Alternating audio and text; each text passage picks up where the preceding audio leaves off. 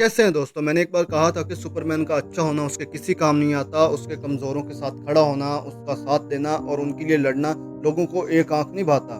मुझे लगा था कि ये कॉमिक की हद तक सही रहेगा, लेकिन कुछ लोगों ने इसे रियल लाइफ में सच करके दिखा दिया। उड़ती-उड़ती खबर तो तुम्हें भी मिल चुकी होगी कि सुपरमैन मूवी को इसराइल के अंदर बॉयकॉट किया जा रहा है और उसके पीछे रीज़न भी काफ़ी ज़्यादा इंटरेस्टिंग है। उनका मानना यह है कि सुपरमैन मूवी के थ्रू जेम्स गन पैलेस्टीनियंस को सपोर्ट कर रहे हैं। असल में हमें दिखाया जाता है कि सुपरमैन मूवी के अंदर ब्रोविया जैसा एक फिक्शनल स्टेट है जो एक दूसरी फिक्शनल स्टेट को कवर करना चाहता है और उस स्टेट का नाम है जहानपुर, जिसको वो अपनी स्टेट के अंदर मर्ज करना चाहते हैं। यहाँ स्टोरी में ट्विस्ट ये है कि यहाँ के लोगों को मारकर, यहाँ के लोगों को पूरे तरीके से खत्म कर ब्रोविया यहाँ पर कब्जा करना चाहता है, जिसको वो अपनी आज़ादी पर हमला तस्वुर करते हैं कि भैया ये लोग जिंदा ही क्यों हैं, इनका जिंदा होना हमारी आज़ादी पर हमला है।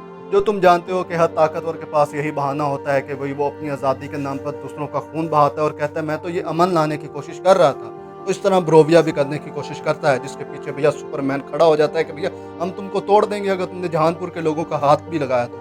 वो उनकी वॉर रुकवाता है, लेकिन क्या करें, जब जाहिर बात है कि ब्रोविया का साथ दे रहा है यूएस, तो भाई तुम कैसे पीछे रह सकते हो। तो यूएस के कुछ मिलिट्री ऑफिशियल्स लेक्स लूथर के साथ मिलकर सुपरमैन को मारने की कोशिश करते हैं, जिसके बाद वो दोबारा पहुंच जाते हैं वहां पर। उन्हें लगता है कि लेक्स लूथर ने तो सुपरमैन को कंट्रोल कर लिया है, तो वो काफ़ी हद तक लोगों को मार सकते हैं। लेकिन फिर क्या था, वहाँ पे जस्टिस गैंग की एंट्री होती है और वो सबको निपटा देते हैं।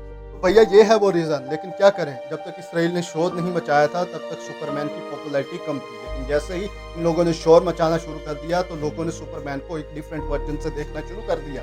उन्होंने अब इसे पैलेस्टीन इशू के वर्जन से देखना शुरू कर दिया है और जाहिर बात है कि जब तुम इस वर्जन से देखोगे तो पूरी दुनिया की सिंपैथी तुम्हें मिलेगी।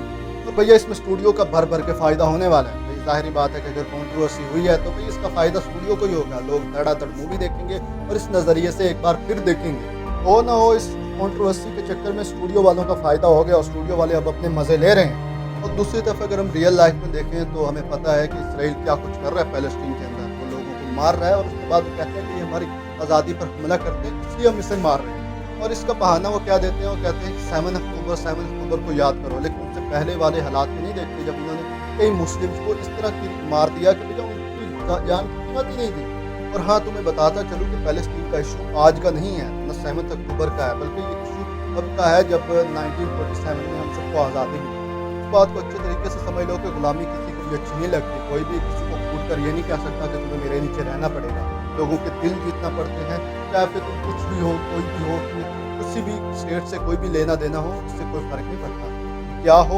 इसलिए मैटर करता है कि जब तुम लोगों के साथ अच्छा सलूक करो, फिर तुम्हारे नीचे कोई भी हो वो हमारे साथ चलने को तैयार हो जाएगा, चाहे वो मुस्लिम हो, कोई भी। लेकिन तुम्हें पता है कि आजकल इसराइल क्या कर रहा है और उसके पीछे उसकी क्या फिलॉसफी है। इसके बारे में मैं कोई लंबी चौड़ी तकरीर नहीं करना चाहता। इसराइल के इस अटेम्प्ट से एक बात तो वाज़ह हो चुकी है कि लोग अब इसलिए मूवी देखने नहीं जाएंगे कि ये सुपरमैन की मूवी है, इसलिए देखने जाएंगे कि वो गाज़ा की सिचुएशन को समझ सकें। और इस तरह इसराइल ने अपने ही पाँव पर कुल्हाड़ी मारी है कि अब लोग और ज़्यादा इनके खिलाफ बोलेंगे। ऐसे कह सकते हो कि चोर की दाढ़ी में तिनका आ गया और ये लोग फंस गए हैं। और अब इस बात से अंदाज़ा लगा लो कि जो लोग ये आस लगाए बैठे थे कि Gal Gadot as a Wonder Woman वापसी करेंगी, तो भैया भूल जाओ। वो बंदी भाई सीरियसली इन लोगों के साथ रहकर इन लोगों को मारा है उसने। क्लियरली सपोर्ट करती है इसराइल को कि भैया इसराइल एक पावरफुल स्टेट नहीं है, बल्कि एक ऐसी कमजोर स्टेट है जिसमें पैलेस्टीनियन हमला कर देते हैं। भैया बस इससे ऊपर सुनना बाकी नहीं रह गया था मेरा। और मैं सीरियसली कहता हूँ कि वंडर वुमन जैसा कैरेक्टर जो है वो गैल गैडोट पर सूट भी नहीं करता था। एक ऐसी औरत जो कि कुछ सालों पहले कई लोगों को मार चुकी है। और मैं इसलिए नहीं कह रहा हूँ कि भैया वो मुस्लिम से, बल्कि मैं इसलिए कह रहा हूँ इंसान होने के नाते लोगों को मारना बहुत ही बड़ी गलती है। और मैं समझता हूँ कि डायलॉग मामला हल हो सकते हैं। जेम्स गन के इस स्टेप ने हमें बता दिया है कि गैल गैडोट का